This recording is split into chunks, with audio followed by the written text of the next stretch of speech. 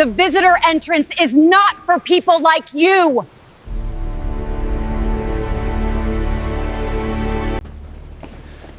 Stop!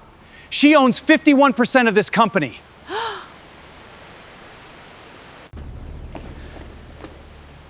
You should not need to know who I am to treat me with respect. Mom, the shelter office is 3 blocks west. The words cut across the marble lobby like a slap. Evelyn Brooks stopped her wheelchair in front of the reception desk and looked up. The counter was too high. From where she sat, she could see only the receptionist's chin, her pearl earrings, and the polished nameplate pinned to her cream blouse. Amanda Pierce. Behind Evelyn, the morning rush slowed, not stopped, just slowed enough to watch. "I have a 9:30 meeting," Evelyn said. Her voice was calm. 32nd floor. Sterling Capital. Amanda blinked once, then smiled the kind of smile that was not meant to welcome anyone. "A meeting," she repeated. "That is precious." A young man near the espresso bar gave a short laugh into his paper cup. Someone by the elevators turned his phone slightly, not filming yet, but ready. Evelyn kept both hands on the wheels of her chair. Her gloves were damp from the cold outside. Thin lines of melted snow trailed behind her across the spotless floor. "Please check the visitor list," she said. "Brooks, Evelyn Brooks." Amanda did not touch her keyboard. The lobby of Sterling Capital looked like a cathedral built for money. Glass walls, brass letters, a waterfall running down black stone, a chandelier above them throwing white light across the floor. Men in wool coats crossed the space without breaking stride. Women in tailored suits moved past with leather bags and quiet perfume. And in the middle of it all sat Evelyn, 56 years old, wrapped in a worn gray blazer, her wheelchair scuffed at the rims, her folder resting against her lap. Amanda leaned forward. "Honey, I am not typing one letter for you." The lobby grew quieter. Evelyn felt it. That old quiet. The one that comes when people know something cruel is happening, but not cruel enough to cost them anything. "This lobby is for clients," Amanda said. "Not for people looking for a handout." Evelyn's face did not change. But inside her chest, something tightened. Not because the words were new. They were not. She had heard versions of them in restaurants, airports, office towers, even hospitals. Different faces, same verdict. "You do not belong here." She took one slow breath. "Amanda," Evelyn said, reading the nameplate, "I am asking you to do your job." That did it. The receptionist's smile vanished. A man in a navy coat looked up from his phone. An older woman on a leather sofa lowered her magazine. The security guard near the side entrance shifted his weight, unsure if he was about to be needed. Amanda reached across the counter and tapped the leather folder on Evelyn's lap. "What is that supposed to be?" "My authorization packet. May I see it?" Evelyn hesitated, only for a second. Then she opened the folder and pulled out a cream-colored card with Sterling Capital letterhead. Amanda took it between 2 fingers, barely glanced at it, and turned it face down on the marble counter. Anyone can print a card. It came from Mr. Langford's office. That name landed differently. Charles Langford, chairman of Sterling Capital, a man whose portrait hung beside the private elevators. Amanda's eyes flickered, then hardened again. "Oh, I see. So now the chairman is expecting you." "He is." The young man by the espresso bar laughed, louder this time. Amanda turned slightly toward the sound, encouraged by it. "Let me guess," she said. "He shook your hand at some charity event and said, 'Come by any time.' People like him say that to be polite, sweetheart. It does not mean you roll in here and ask for the executive floor." Evelyn looked past Amanda to the security camera above the desk. A small red light blinked. Steady. Patient. Good, she thought. Then she looked toward the side entrance, where the access ramp outside was still half blocked by a chrome advertising sign. Also good. She was not here for comfort. She was here for truth. 3 days earlier, the final wire transfer had cleared. Evelyn Brooks, founder of Brooks Equity Partners, had acquired 51% of Sterling Capital. The announcement was scheduled for Monday at 10. Until then, almost no one in this building knew her face. They knew her signature. They knew her money. They did not know the woman. And Evelyn had wanted 1 hour before the world changed. 1 honest hour. She wanted to see how the house treated a stranger at the door. Now she knew. "I would like you to call Mr. Langford's office," Evelyn said. Amanda laughed once, sharp and cold. "No, that would take less than 1 minute." I said, "No." "Then please return my card." Amanda picked up the card, looked at it, and placed it farther back on the counter, just out of Evelyn's reach. The small act was so childish, so deliberate, that even the security guard looked away. Evelyn's jaw tightened. "Give that back." Amanda tilted her head. "Or what?" The lobby held its breath. Outside, wind pushed against the glass doors. Inside, the waterfall kept whispering down the stone wall, soft and expensive, as if nothing ugly could happen in a place this beautiful. But ugly was happening, and everyone could see it. Amanda kept the card behind the counter, just far enough to make Evelyn reach and fail. It was not an accident. Everyone knew it. Evelyn looked at the card, then at Amanda's hand resting beside it. Her voice stayed low. "That document has my name on it." Amanda gave a small shrug. "Then you should have brought better proof." A man near the elevators whispered something to his coworker. The coworker covered his mouth, but the laugh still slipped out. A soft, ugly sound. The kind people make when they are trying to pretend they are not part of something cruel. Evelyn heard it. She had always heard those sounds. At the espresso bar, Mia Reynolds stopped wiping the counter. She was 27, with tired eyes and a green apron dusted with cinnamon. She had seen Amanda do this before. Not this exact thing, but close enough. The cold smile, the blocked doorway, the little humiliations dressed up as policy. Mia's fingers tightened around the towel. She looked at Evelyn's gloves, wet, worn at the knuckles. Then she looked at Amanda's face, and something in her chest said, "Enough." Mia filled a glass with ice water, set it on a small tray, and stepped out from behind the bar. Amanda saw her immediately. Mia. The name snapped across the lobby. Mia paused, but only for half a second.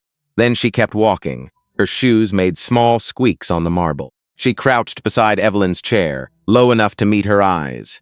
"Here you go, Mom," Mia said quietly. "It's cold out there today." For the first time that morning, Evelyn's expression softened. "Thank you." Mia saw the steadiness in her hands as she took the glass. Not helpless, not confused, not lost. This woman was controlled in a way Mia recognized from people who had survived more than they ever explained. Amanda stood up behind the desk. "We do not serve loiterers." Mia turned her head. "She has an appointment. She has a story. She has a name." The lobby shifted. That was the first real line drawn in the room. Amanda's eyes narrowed. She stepped around the desk, heels clicking, each step sharp against the marble. "You want to lose your job today?" Mia swallowed. Rent was due Friday. Her mother's prescription had gone up again. Her community college payment plan was already late. Amanda knew all of that. Amanda knew who could afford to be brave and who could not. But Mia did not move away from Evelyn. Amanda leaned closer. "I am serious, one more word, and I write you up for interfering with security procedure." Mia looked down. Not because she agreed, because fear has weight. It pulls on the neck first. Evelyn saw it. "It's all right," Evelyn said softly. "You've done more than anyone else in this lobby." Mia's eyes flickered. Shame, gratitude, anger, all at once. She stood and backed away, but not to the bar. She stopped near the end of the counter, where her phone sat beside the register. Amanda turned back to Evelyn, satisfied. "There. See? Even the coffee girl knows when to listen." Evelyn set the water on the lower ledge of the desk. "I would still like you to call Mr. Langford's office." Amanda laughed again, louder this time. "I am not calling the chairman because a woman rolled in off the sidewalk with a printed card." "Then call his assistant." "No." "Call the 32nd floor reception desk." "No, call anyone who can confirm the 9:30 meeting." Amanda's smile thinned. "You are not hearing me. I am hearing you clearly." That answer landed harder than Amanda expected. For a moment, her cheeks colored. The room had turned too quiet, too watchful. She could feel her authority being tested in public, and she hated that more than she hated the woman in front of her. People like Evelyn were supposed to leave. They were supposed to apologize for taking space. They were not supposed to sit there calmly, asking reasonable questions while the whole lobby listened. Amanda reached for the desk phone. Evelyn watched her fingers. At the bar, Mia quietly unlocked her own phone. Her thumb moved fast under the counter. She opened a contact saved as Lauren Langford office. Lauren bought a chai latte every morning at 9. Always extra ginger, always polite. Mia typed with shaking hands. There is a woman named Evelyn Brooks in the lobby. Says she has a 9:30 with Mr. Langford. Amanda's trying to remove her. Please check. She hit send. Then she looked up. Amanda had not called upstairs. She had called security. Yes, Amanda said into the phone, her eyes fixed on Evelyn. Front desk. We have a disturbance in the lobby. The word disturbance moved through the room like smoke. Evelyn's fingers closed around the edge of her folder. Amanda hung up and folded her hands.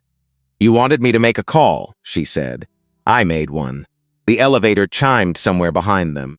Nobody got out. Not yet. Michael Turner heard the call through the small radio clipped to his shoulder, and something in Amanda's voice made him slow before he even reached the desk. He had worked security for Sterling Capital for almost 7 years. Before that, he had spent 24 years with the Chicago Police Department. He knew the difference between danger and inconvenience. He knew the difference between a threat and a person someone simply did not want to look at. The woman in the wheelchair did not look dangerous. She looked cold. She looked tired. She looked like she had been holding herself together for longer than anyone in that lobby deserved to know. Michael stopped a few feet away and adjusted his glasses. Mom, he said to Evelyn, careful with his tone, can you tell me what's going on? Amanda answered before Evelyn could speak. She has been harassing the desk for 15 minutes. Evelyn's eyes moved to Amanda. Just once, Michael noticed. Amanda kept going. She claims she has a meeting with Mr. Langford, but she has no valid clearance. She refuses to leave. I need her removed before clients start arriving. A man by the elevators lowered his phone. A woman in a camel coat stared at the floor. The lobby was full of people who had seen everything, and somehow the lie still entered the room clean. Michael turned back to Evelyn. Is that true? No, Evelyn said. I arrived for a 9:30 appointment on the 32nd floor. I asked her to check the visitor list. She refused. I showed her my authorization card. She took it and placed it out of reach. I asked her to call upstairs. She called you instead. Michael looked toward the counter. Amanda's fingers tightened around the edge of the desk. Where is the card? He asked. Amanda gave him a look sharp enough to cut paper. It is fake. That was not my question. For the first time, Amanda's smile slipped in public. The air changed. Michael stepped closer to the counter. Let me see it. Amanda laughed, but the sound came out thin. Michael, do not start this. We both know how this works. People walk in here with stories all the time. Let me see the card. Amanda held his stare for 1 second too long. Then she picked up the cream card and slapped it onto the counter, face down. There, she said. Read the fairy tale. Michael reached for it. That was the moment Amanda lost control. Not loudly. Not all at once. Just enough. She grabbed the leather folder from Evelyn's lap before Evelyn could stop her. Actually, Amanda said, lifting it high, let us see what else she brought. Evelyn's voice dropped. Do not open that. Amanda smiled at the warning. Oh, now we are important. She flipped the folder open and shook it. Papers slid out, then scattered. Across the marble, one sheet skidded beneath the sofa. Another spun near the espresso bar. A heavy cream page landed face up beside Michael's shoe, the embossed header catching the chandelier light. Sterling Capital Holdings, confidential transfer agreement. No one read it, not really. People saw paper, they saw mess, they saw an inconvenience spreading over a beautiful floor. Evelyn looked down at the documents. For a moment, the lobby went soft around the edges.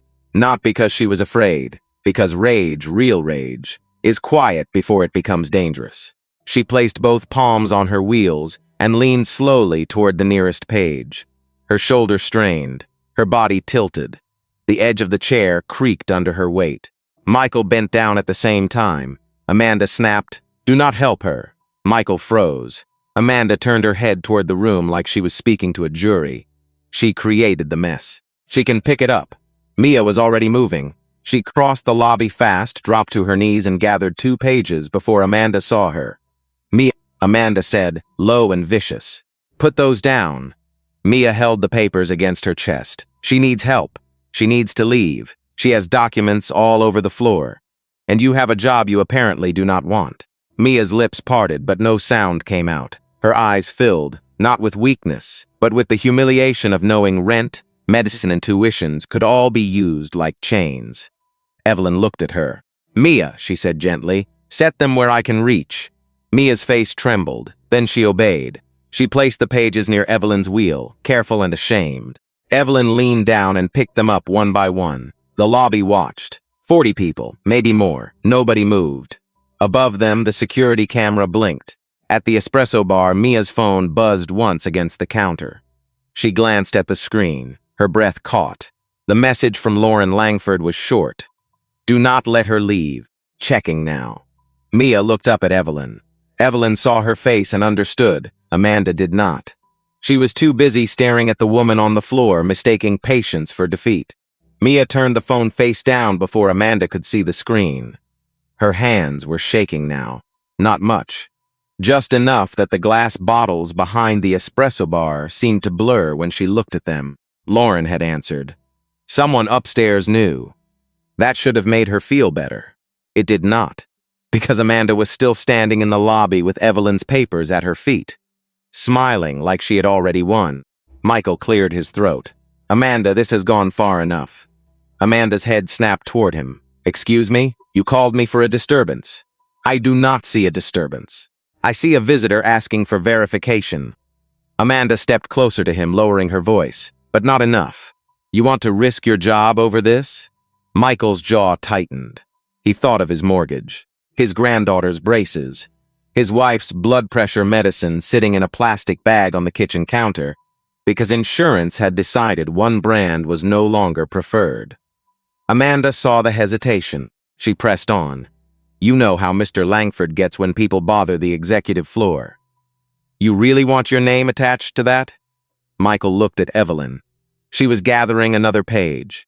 Slowly, carefully. Her fingers pressed the paper flat before placing it back in the folder.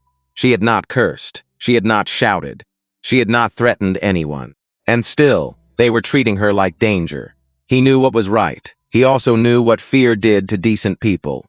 It made them quiet. It made them practical. It made them step aside. He hated that he understood it. "Mom," he said to Evelyn, and his voice came out rougher than he wanted. "I am going to have to ask you to wait outside while we sort this out." Mia looked up sharply. "No." Amanda spun toward her. "Do you want to go home right now?" Mia stopped. The whole lobby seemed to squeeze around her. Evelyn placed the last page into the folder and closed it. She looked at Michael, not with anger, but with a disappointment that landed heavier. "What is your name?" "Michael Turner." "Michael Turner," she repeated. "I want you to remember that you knew one phone call would settle this." His eyes dropped. Amanda folded her arms. "Now she is threatening security. Wonderful." "I am not threatening him," Evelyn said. "I am giving him the chance to remember the truth while it is still simple." That sentence sat in the air. Even the waterfall seemed quieter. Amanda did not like the way people were listening now. Sympathy was a dangerous thing. Once it started moving through a room, it could turn against authority. So she reached for the phone again. This time, she dialed 911. Michael's eyes widened. "Amanda." She lifted one finger to silence him. Evelyn watched the call screen glow in Amanda's hand. "You are calling the police?" "For trespassing," Amanda said, "and creating a hostile environment." A man in a gray suit near the elevator murmured, "That seems excessive." Amanda turned on him. "Do you work front desk security, sir?" The man looked away. There it was again. Cowardice in a tie. Amanda held the phone inches from her ear and stared down at Evelyn. "Last chance. You can roll out on your own, or you can explain yourself to Chicago police in front of everyone." Evelyn's hands rested on the wheels of her chair. She felt the eyes, the phones, the judgment, and under it all, she felt something older than this lobby, older than Sterling Capital, older than Amanda Pierce. A long, tired history of people being asked to prove they deserved basic dignity. She looked toward Mia. Mia gave the smallest shake of her head. "Wait." Evelyn understood. She looked back at Amanda. "You will remember this morning for a very long time." Amanda laughed, but the laugh cracked in the middle. Oh, I am sure I will. Then she hit call. Michael stepped behind Evelyn's chair. Please do not make me do this, he said quietly. Evelyn did not turn around. Do not touch my chair. Michael froze. My chair is not a handle for your fear, she said. It is part of my body in this room. You ask before you touch it. The words struck him clean. For 1 second, he saw it. Not a chair, not equipment, not an obstacle, a boundary, a person. His hands hovered in the air. Amanda shouted, Michael, move her. The phone was ringing now. 1 ring. 2, the elevator chimed. 3, the center doors opened. A man burst out before they were fully apart. Daniel Cooper, Chief Executive Officer of Sterling Capital, crossed the lobby at a run. His tie was loose. His face had gone pale. Behind him, Lauren Langford hurried after him, one hand pressed to her headset. Daniel's voice cracked through the marble. Stop! Michael dropped his hands. Amanda turned, annoyed first, then confused. Daniel pointed at Evelyn's chair like the room itself had caught fire. Get away from her. The phone slipped slightly in Amanda's hand. Daniel was breathing hard now. His voice lowered. But somehow it hit harder. That woman owns 51% of this company. Silence hit the lobby so hard it felt physical. The 911 call was still ringing in Amanda's hand. She stared at Daniel Cooper, waiting for his words to become something else. A joke, a mistake, a sentence meant for another woman in another chair. But Daniel did not blink. Lauren Langford stopped beside him, breathless, clutching her tablet to her chest. Her face was flushed from running. Her eyes went straight to Evelyn, then to the papers in her lap, then to the access card still lying behind the counter. Oh my God, Lauren whispered. Amanda lowered the phone slowly. The call connected. 911, what is your emergency? Nobody answered. Amanda's thumb fumbled over the screen. She ended the call without speaking. The little sound of disconnection seemed louder than the waterfall. Daniel stepped toward Evelyn and lowered himself until they were eye level. Not too close, not touching her chair. He knew enough, at least in that moment, to leave space. Ms. Brooks, he said, his voice strained, I am deeply sorry. Evelyn looked at him for a long second. Then she looked past him. My card is behind the desk. Lauren moved first. She went around Amanda like Amanda had become furniture. She picked up the cream card, turned it over, and her face tightened as she read the letterhead, the signature, the clearance code. This is valid, Lauren said. Amanda swallowed. I did not know who she was. The words came out too fast, too thin, too late. Evelyn turned her chair slightly, the wheels whispering against the marble. That is the problem. Amanda's lips parted.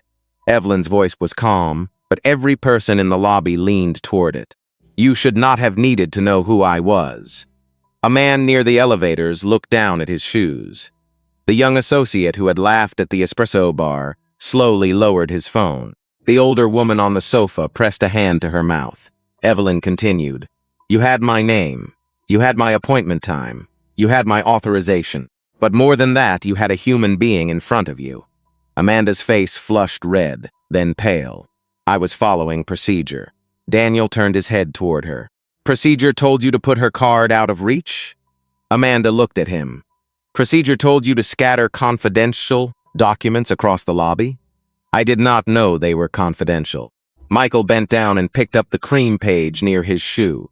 This time he read the top line. His breath stopped for half a beat. Daniel saw his face and reached for it. Michael handed it over. Daniel's eyes moved across the words.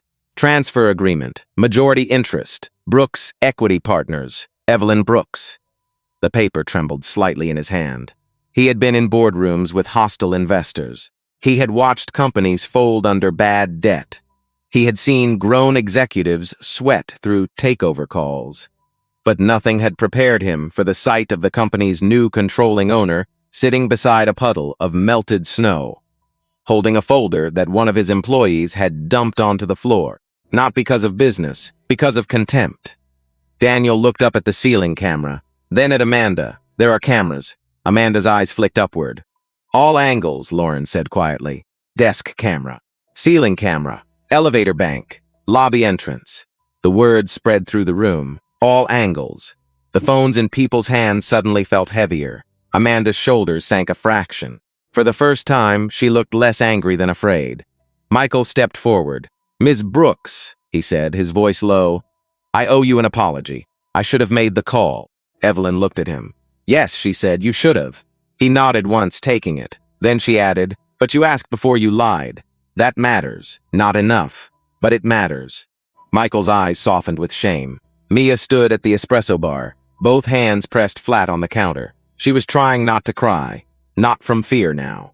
From release. From the shock of seeing Truth arrive wearing a navy suit and panic.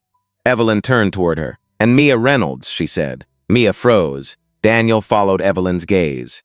"She helped me," Evelyn said, "when no one else would." Mia shook her head quickly.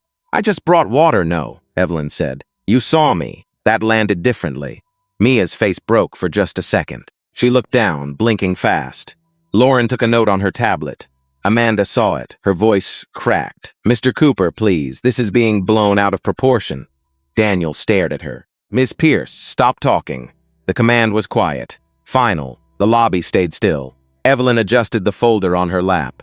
The torn edge of one page stuck out from the side. Her gloves were still wet. Her shoulders still ached. The floor still showed the tracks from her wheels. Nah, had changed. Everything had changed. Daniel stepped aside and gestured toward the private elevators. "The board is waiting upstairs." Evelyn looked at the elevator doors, then back at the lobby. "No," she said. Daniel blinked. "No, not yet." She turned her chair to face the room. 40 people looked back at her. Some guilty, some frightened, some simply exposed. Evelyn's voice was steady. "Before I go upstairs, everyone here should understand what just happened. Not because I own the company. Because someday someone will come through those doors with no title you recognize, no money you can see, and no power that scares you." She paused. "And that person will still deserve respect." Evelyn did not wait for applause. There was none to give. The lobby had become a mirror, and nobody liked what it showed. A few people looked away. A few stared at Amanda as if her cruelty belonged only to her, and not to the silence that had protected it. That was how rooms saved themselves. They pushed the ugliness onto one person and pretended the rest had clean hands. Evelyn knew better. She had lived too long not to know better. Daniel stood beside the private elevator, one hand still holding the door sensor so it would not close. His breathing had settled, but his face had not. He looked like a man realizing the polished floor beneath him had been cracked for years. "Ms. Brooks," he said carefully, "the board is assembled. I am aware. They are expecting the transition briefing. They will get one." Daniel waited. Evelyn looked at Amanda. "Ms. Pierce will be relieved from the desk immediately." Amanda's head jerked up. "You cannot do that without human resources." Evelyn turned to Daniel. "Can she?" Daniel swallowed. "No. A formal suspension can be processed through human resources. Immediate removal from client-facing duties is within operational authority. Then do that." Amanda's mouth opened. Daniel looked at Lauren. "Call HR now." Lauren was already typing. Amanda stepped backward as if distance could undo the morning. "I was protecting the firm." Evelyn's expression did not change. "No, you were protecting an image. There is a difference." Mia stared at the counter. Michael stood with both hands clasped in front of him, the posture of a man waiting for judgment. Around them, the lobby began to breathe again, but quietly, cautiously. Daniel gestured toward the elevators again.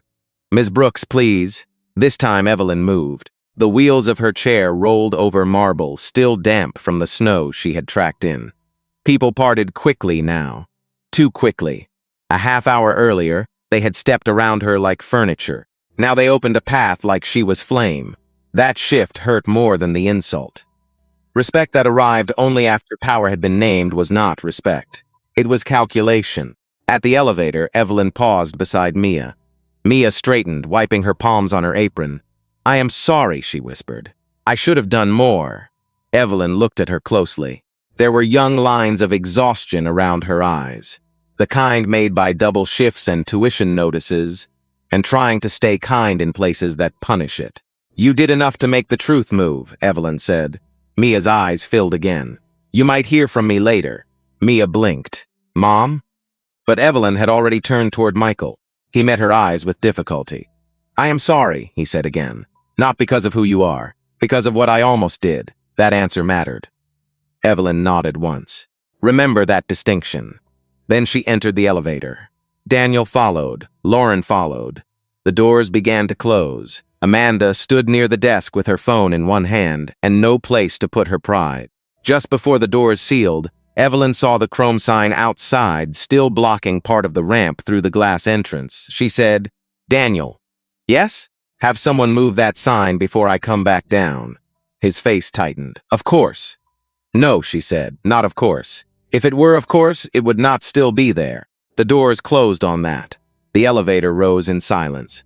32 floors is not a long ride. But for Daniel Cooper, it felt like a sentencing hearing. He watched the numbers climb and tried to assemble words that would not make things worse. None came. Evelyn watched his reflection in the bronze doors. "You did not know," she said. Daniel exhaled. "No, that is not a defense, I know. Good." Lauren stood in the corner, tablet pressed to her chest. She kept seeing the moment from her phone screen upstairs. Mia's message, the visitor list, the name Brooks, the registry file, then the impossible confirmation. 51%. She had run so fast her heel had twisted near the hallway. She barely felt it now. "I should have alerted the desk personally," Lauren said. Evelyn looked at her. "You cannot personally protect every stranger who enters this building." Lauren's face fell. "That is what systems are for." The elevator chimed. The doors opened to the executive floor. Warm light, thick carpet, framed city views. A long hallway lined with photographs of men who had built wealth and called it vision. At the far end, the boardroom doors stood open. 14 people rose when Evelyn appeared, all at once. The sound of chairs sliding back filled the room. Evelyn rolled in slowly and looked at them. It was amazing how easily people stood when they finally knew who mattered. Charles Langford reached her first. He was 72, tall but bent slightly at the shoulders now, with silver hair combed back and the careful tan of a man who had spent too many winters in Palm Beach. For 30 years, his name had been treated inside sterling capital, like furniture that could not be moved. That morning, he looked smaller. "Evelyn," he said, taking one step toward her, and then stopping himself before he touched her hand without asking. "I am ashamed." The room heard it, not sorry, ashamed. Evelyn studied him. His eyes were wet, though he was trying hard to keep them steady. "You sold me control of a financial firm," she said. "You did not tell me I was also buying a lobby that sorts human beings by appearance." Charles closed his eyes for half a second. "No," he said. "I did not." A woman at the far end of the table shifted in her chair. She was Karen Whitcomb, general counsel, 61, sharp glasses, sharper instincts. Her pen was already in her hand. Daniel stood near the screen, pale and silent. Lauren remained by the door, ready to run again if needed. Evelyn rolled to the head of the table. The chair had been removed for her. Someone had thought of that. Someone had also placed a water glass too far back for her to reach comfortably. Daniel noticed at the same time she did. He stepped forward and moved it closer, without a word. Small correction. Too late, still necessary. Evelyn opened her folder. The papers were not perfectly aligned anymore. One page had a dark mark from the marble floor. Another had a corner bent from where someone's shoe had caught it. She smoothed the top sheet with both palms. "The transition briefing can wait." No one objected. She looked at Daniel, pull up the lobby cameras. His throat moved. "Now?" "Yes, now." Karen's pen stopped for one beat, then started again. Daniel tapped his phone and called building security. His voice was clipped, professional, barely hiding panic. "We need lobby footage from this morning. 9:05 to 9:40. All available angles. Send it to the boardroom feed." The boardroom became very quiet. No one reached for coffee. No one checked their phone. The old rituals of executive comfort seemed suddenly embarrassing. The wall screen blinked blue. Then the lobby appeared. First angle. Entrance camera. They watched Evelyn arrive through the side door. They watched the chrome sign blocking part of the ramp. They watched her grip the edge of it and drag it aside inch by inch while people walked past. No sound yet, just the image. A director named Paul Mercer leaned back slowly, his face tightening. Second angle, desk camera. Audio came alive. Amanda's voice filled the boardroom. "The shelter office is 3 blocks west." Nobody moved. The words sounded worse in the expensive room than they had downstairs. Cleaner, crueler. There was no crowd noise to soften them. They watched Evelyn give her name. They watched Amanda refuse to type. They heard the line about clients. They heard handout. Then the folder. The room changed when the papers hit the floor. It was one thing to hear Daniel describe it. It was another to watch a majority shareholder lean out of her chair while executives, clients, and employees stared like spectators at a minor inconvenience.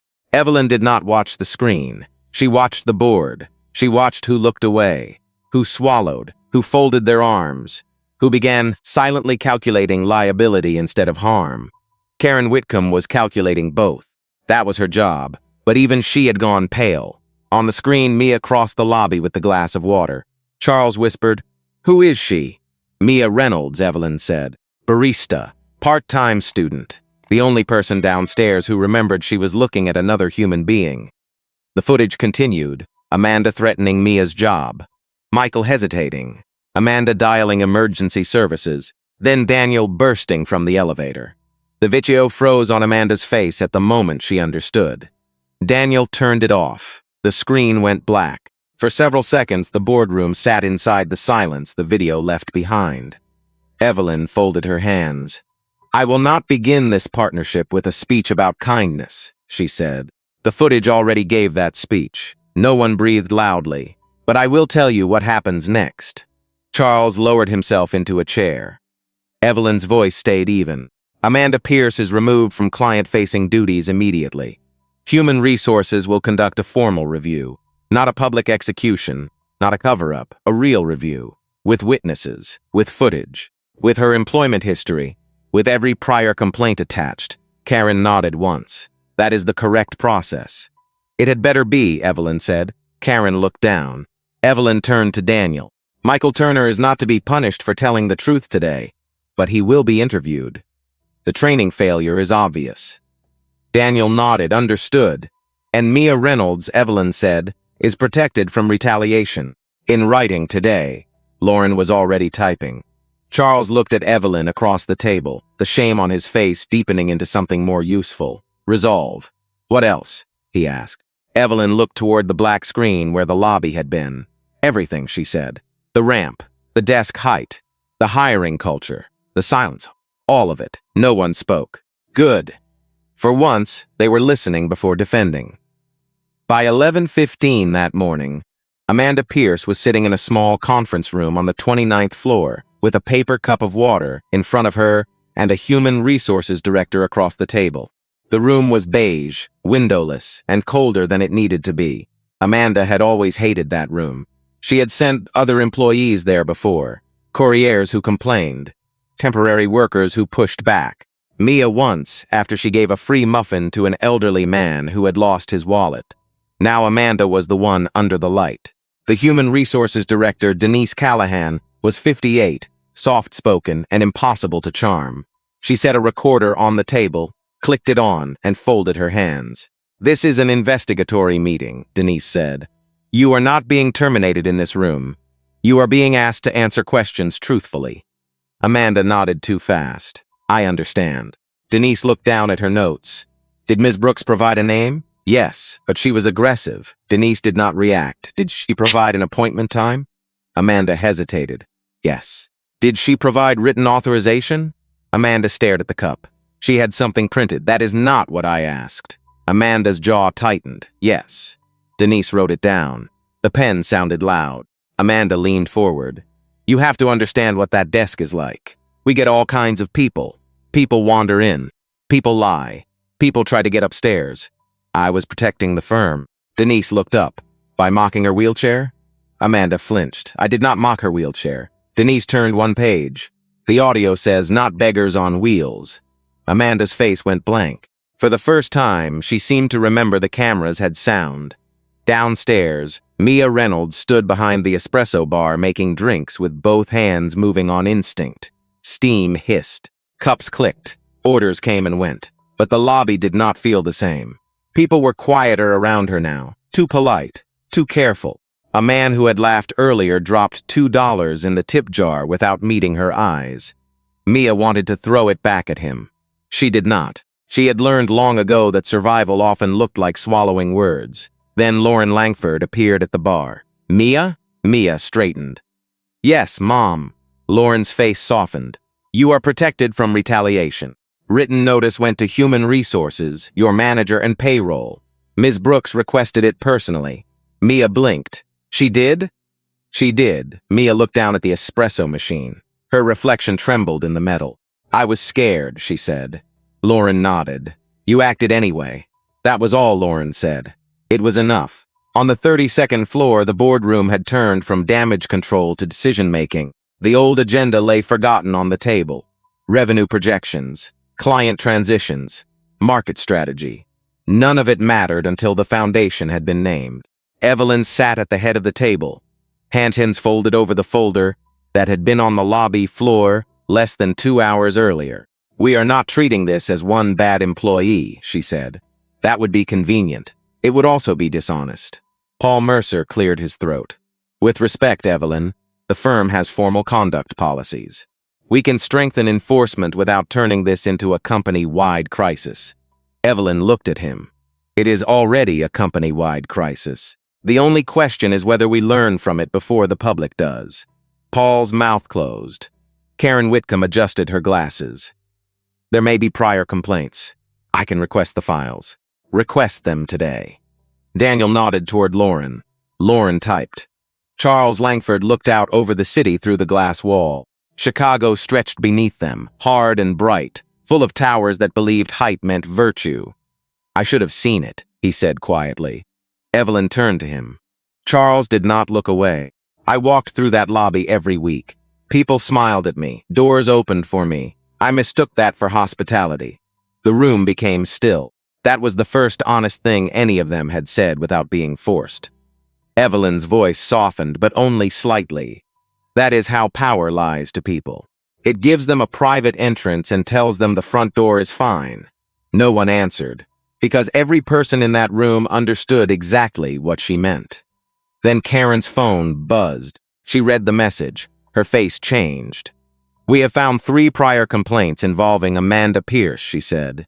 One from a job applicant with a service dog. One from a delivery driver with a speech impediment. One from an elderly client's caregiver. Daniel shut his eyes. Karen kept reading. All closed without formal discipline. Evelyn did not move. But something in the room dropped. Not shock. Recognition. A pattern had stepped into the light, and it had a file number. The file was worse than anyone wanted it to be. Karen read the summaries out loud, because Evelyn asked her to. Not the names at first, just the incidents. A woman with a service dog told she needed to use the freight entrance. A caregiver asked if the elderly client was actually a client. A delivery driver with a stutter mocked until he left the building without completing the delivery. Each report had the same ending. Miscommunication, no further action. Coaching provided. Evelyn listened without moving. Daniel stood near the window, one hand covering his mouth. Charles stared at the table. Paul Mercer kept flipping his pen between 2 fingers until Karen looked at him and he stopped. Then Lauren's tablet chimed again. She glanced down and her shoulders sank. There are also write-ups involving Mia Reynolds. Evelyn turned her head. Lauren hesitated. 14. The number changed the air. Daniel looked up sharply. 14. Lauren nodded. Most filed by Amanda. Customer boundary issues. Failure to follow front desk direction. Unauthorized assistance to non-clients. Evelyn's eyes narrowed. Unauthorized assistance. Lauren swallowed. Yes. Karen took the tablet and scanned the list. One was filed after Mia helped a man fill out a visitor form because he forgot his reading glasses. One after she walked an older woman to the restroom. One after she gave water to a courier who appeared dizzy. Charles shut his eyes. Evelyn leaned back in her chair, slow. There it is. No one asked what she meant. They knew. The pattern was not only cruelty, it was punishment for kindness. That was deeper than bad manners. That was culture. Downstairs, Amanda sat across from Denise Callahan and began to crack in small, practical ways. Not with guilt, with strategy. I never meant to discriminate, she said. I treat everyone the same. Denise looked at her notes. The complaints do not support that. Complaints come from people who want something. What did the applicant with the service dog want? Amanda opened her mouth. No answer came. Denise waited. Amanda looked toward the recorder. She hated that little red light. It sat there like an eye that could not be flattered. I made judgment calls, Amanda said. That is the job. No, Denise said. The job is reception, verification, and visitor support. Amanda laughed once, bitter and frightened. You say that now, but everyone knows what the desk is really for. Denise did not blink. What is it really for? Amanda realized too late that she had stepped toward the edge. Her fingers tightened around the paper cup until the rim bent, to keep the wrong people from getting upstairs. Denise wrote it down word for word. On the 32nd floor, Evelyn was now standing in the center of a different kind of silence. The kind that comes right before powerful people decide whether truth will cost too much. Paul Mercer cleared his throat. We should be careful not to overcorrect. Clients expect a certain level of discretion. If we make the lobby too open, too informal, we risk undermining the brand. Evelyn looked at him for a long moment. The brand? Paul shifted. I mean the perception of stability, prestige. The receptionist called the majority owner a beggar. That is your current brand. No one rescued him. Evelyn turned to Charles. I want a full accessibility audit. Entrances, counters, bathrooms, elevators, emergency procedures, not internal. Outside firm. Charles nodded. Done. I want every client-facing employee retrained. Daniel said we can schedule an online compliance module by end of week. No. Daniel stopped. Evelyn's voice sharpened. Not a module people click through while eating lunch. Real training. In person. People with disabilities. Older clients. Veterans. Caregivers. People who know what it means to be treated like an inconvenience. Bring them in. Pay them. Listen to them. Lauren was typing fast now, Evelyn continued. The front desk will be redesigned. Lower counter. Clear sight lines. The ramp outside will never be blocked again. Put that in facilities policy today. Karen nodded. I will draft the directive. And one more thing. The room waited. Mia Reynolds gets interviewed for a new role. Guest experience lead. If she wants it. Not as a reward for rescuing the company from embarrassment. Because she already understands the job better than anyone we put behind that desk. Daniel looked surprised, then ashamed of being surprised. Yes, he said. Of course. Evelyn's eyes cut to him. He corrected himself. Yes, I will make it happen. That was better. Outside the boardroom, behind the closed door, Lauren paused with her hand on the tablet. She thought about Mia standing behind the coffee bar, trying to make herself smaller after doing the bravest thing in the lobby. Some people did the right thing with cameras watching. Mia had done it when it could cost her rent. Lauren typed one more note. Protect her first. Promote her only if she chooses. Inside, Evelyn looked around the table. This is not charity, she said. This is operations. A building that humiliates people is a building that loses trust. And trust is the only asset this firm cannot buy back after it is gone. For once, no one argued. They were beginning to understand. Money had brought Evelyn into the room, but dignity was now running the meeting. 3 months later, the lobby of Sterling Capital still had the waterfall, the brass letters, and the glass walls looking out over downtown Chicago. But it no longer felt like a room built to decide who belonged. The ramp outside had been widened and heated before the first snowstorm of winter. The chrome advertising sign was gone. Facilities found it in storage with a sticky note in Evelyn Brooks' handwriting. Scrap it. Spend the money on salt. The front desk had been rebuilt, too. One side curved low, open and level, so a seated visitor could look the receptionist in the eye. That detail bothered some people on the design committee at first. They called it unnecessary. Evelyn called it overdue. The discussion ended there. Amanda Pierce was gone, not shouted out, not dragged out, not made into a spectacle. The review took 11 business days. It found the footage, the prior complaints, the buried warnings, and the write-ups against Mia Reynolds. It found a pattern no one could politely rename anymore. Amanda was terminated for cause on a Thursday morning. She cried in the conference room. She said she was stressed. She said she was misunderstood. She said she never meant to hurt anyone.